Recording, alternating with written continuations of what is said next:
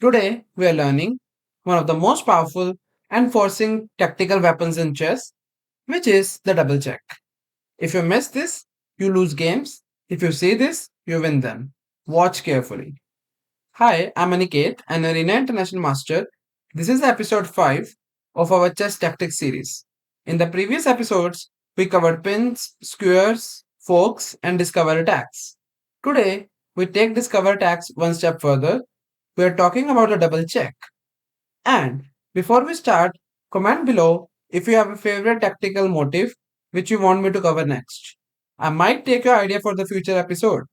Now, let's understand the concept clearly. What is a double check? A double check happens when one move gives check with two pieces at the same time. Most commonly, a discover attack opens a line, and the piece that moves also gives check. So the king is attacked twice in one single move. Here is the most important rule. When the double check happens, the king must move. You cannot block it, you cannot capture both pieces, and you cannot defend in any other way. Only legal response is moving the king. That is why double checks are so powerful. They force the king into the open, and once the king is exposed, the attack usually continues. So let's see an example to understand it better. So here what's happening is the rook is watching the black king, but there's a knight in between.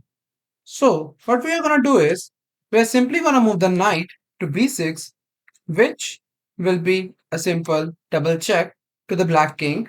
And if you see, this knight cannot be captured because the rook is also giving a check, and there is no way to block it, and there is no way to capture both pieces at the same time. So the only legal response black is having is to move the king to b8, and whenever it goes to b8, it will be simply checkmate on a8, and that is why double checks are very powerful. Now, let's see how this appears in the real master games. Position 1 is from Georges versus Arthur from 1923. Georges was famous for his blindfold exhibitions and tactical creativity, and Arthur was a strong master known for solid positional play. And here we got this position where it's an equal position and it's black to play.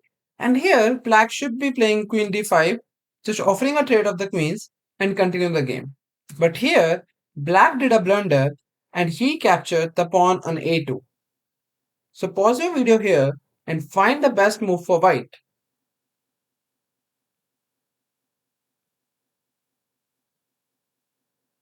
Yes, even the master can miss double checks sometimes. And here, white simply sacrificed the queen on d8. It's a check, and black king cannot say no to it. So he has to capture it with the king. And did you see the idea? The rook is watching the king. We just need to simply move the bishop from in between. And here, he played bishop a5, double check. Check from the bishop and the rook at the same time. And now this check cannot be blocked, and there is no way to capture both pieces at the same time. So here, black has to move the king. King c8 or e8 are the only two options which will lead to the checkmate with the rook d8. And this is what happened in the game. And white simply win the game in 15 moves. Now, let's go to the next one. Position 2 is Anderssen versus Dufresne from 1852. It's known as the Evergreen Game because its beauty never fades. Even after more than 150 years, the attacking ideas still feel fresh. Anderssen was one of the strongest attacking players of the 19th century and a legend of a romantic chess.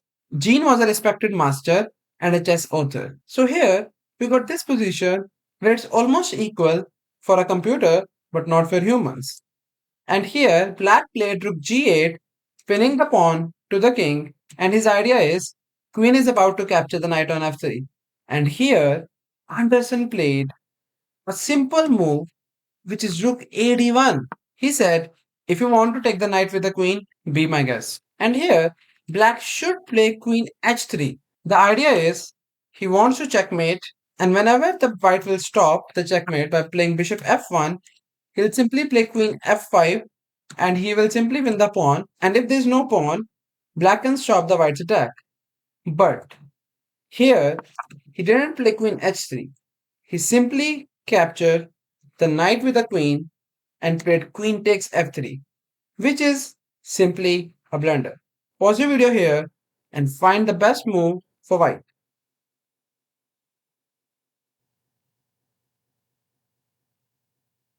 White launched an attack and he started with rook takes e7 check. And now, when knight takes, this was the twist. White sacrificed the queen on d7. And here, again the same idea.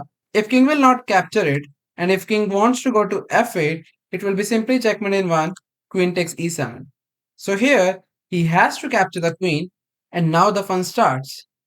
White continue the attack with bishop f5. Simply a double check.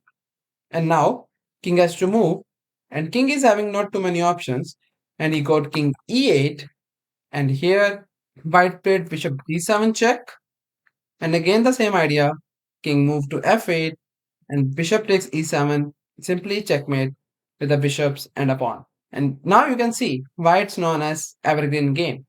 Now let's go to the next one. If you're serious about improving and want structured training instead of random puzzles, I work with students personally. The link to train with me is in description. Now let's continue. Position 3 is Réti versus Tartakower from Vienna 1910. Richard Réti was one of the founders of the hypermodern movement and a deep strategic thinker. Savely Tartakower was a brilliant chess player, writer, and one of the most creative minds of his era. Two chess thinkers, but even thinkers can fall to tactics. And here, Black just played Queen e5, pinning the knight to the king and hoping to win the knight and eventually win the game. Here, white simply castled long side.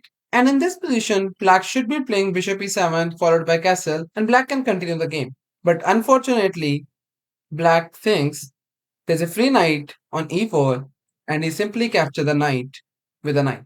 And that is a blunder. So pause the video here and find the best move for white. And here, white started with sacrificing his queen on d8. And the point is, king can't say no to it, so king has to capture it. And whenever king captures, double check comes with the bishop g5. It's a double check. There's no way to capture both pieces, and this check cannot be blocked. So the only option for the black king is to move. And now he's having two options. He can go to c7, which happened in the game, and it will lead to checkmate on bishop d8. And he can also go to e8, and if he goes to e8, then rook d8 will be a simply checkmate. And now you can see, even the super strong players can fall to simple tactical ideas. Now, let's go to the next one. Position 4 is Tal versus Alexei from 1969. Mikhail Tal was the 8th world chess champion and one of the greatest attacking players in chess history. He was known as the magician from Riga for his fearless sacrifices and tactical vision. Alexei was a respected Soviet master and theoretician. And here we got this position where white is better because his king is safe and black king is still in the center. Tal played knight e6, and obviously this knight cannot be captured with a pawn because it's a pin, but it can be captured with a bishop. Alexei thought Tal is just sacrificing a knight for no good reason. And here he simply captured with a bishop, and after pawn takes, he can clearly see there's a lot of pressure coming on f7. So here he decided to attack on the queen first, and he played g6, which is simply a blunder. So pause the video here and find the best move for white to punish g6.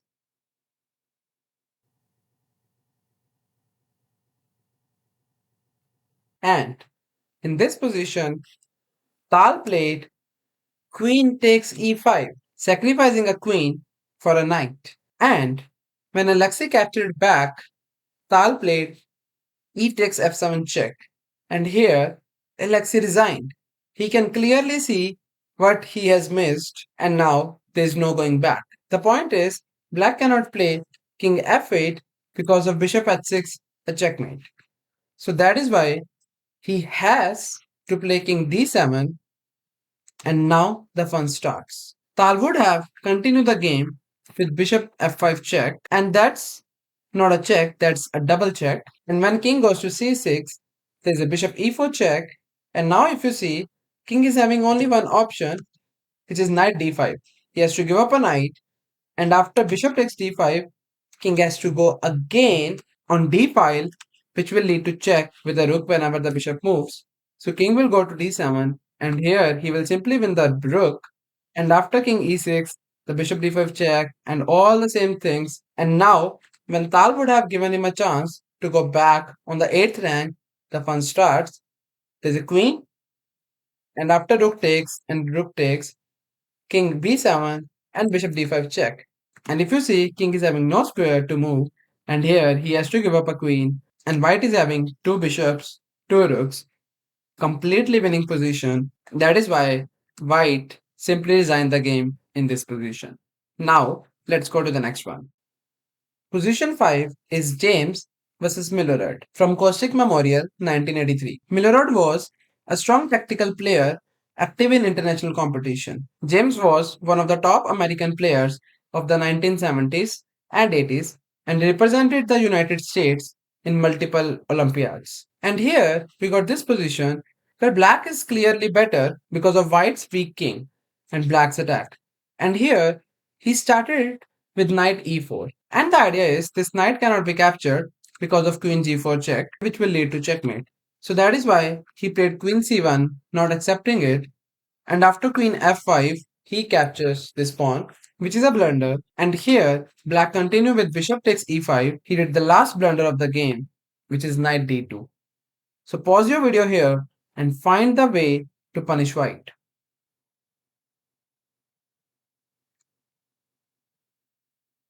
And James finds a great idea, which is bishop takes h2 check, sacrificing his bishop, and obviously king has to capture it. And now the fun starts. He played queen e5 check, and now obviously white will block with f4, and here he sacrifices the rook on f4. And if you see, pretty much every piece is hanging. The bishop is hanging, the rook is hanging, and the knight is hanging twice. So here, white captures the knight, and black even don't bother to capture the knight back. And here, he played rook f2, double check. And you know the drill. Whenever the double check lands, king has to move. And obviously, king cannot go back to g1 because of queen h2 will be checkmate. So now, he has to capture the bishop. Here he played rook h2 check, king g4, h5, king f3, and now he simply checkmate with the d takes e4 with a pawn. And king is having no options to escape, and that is how the game ended. Now, let's go to the next one. Position 6 is Charousek versus Wollner from Koshua 1893. Rudolph was a brilliant attacking talent whose career was tragically short but highly influential. Jacob Wollner was a strong master of that era. And here we got this position, which is completely winning for white, but obviously not easy one to win. And here, black played a simple move, knight c6. No one can say that's a blunder, but it is. Pause your video here and find the best move for white. And what black missed here is queen e8 check. And this queen can be captured with the bishop, can be captured with the rook. It is still working. The idea is whenever he'll capture the queen with the rook, the pawn captures, make the another queen, and now bishop has to capture back. And this was the thing which black missed. And the move here is bishop d6. And that is a checkmate. You might be thinking, wait, what? The reason is it's a double check, and this bishop is making sure that king cannot escape. So it is a checkmate, and here the game ended. Let's quickly talk about why players miss this tactic. Mistake 1 is not saying discovered moves. Most double checks begin with a discover attack. If you're not actively asking if this piece moves, what line opens. You will miss it. Mistake 2 is looking only for one check. Many players look for a single check. Very few ask, can I give two checks at the same time? So train your mind to search for forcing moves. Check first. Mistake 3 is forgetting the king must move. When you give a double check, don't stop calculating. You already know the king must move. So the real question is where the king can go and what happens next. Mistake 4 is ignoring piece alignment. Double checks usually appear when pieces are aligned on diagonals or files. If your bishop, rook, or queen is already pointing towards the king, start calculating discovered moves immediately. Double check is not common, but when it appears, it's decisive. It forces movement, it creates chaos, and it often leads to mate. If you enjoyed the episode, make sure to subscribe so you don't miss the next tactic in the series. We are building your tactical strength step by step. Comment your favorite position from today's video. I'll see you in the next one.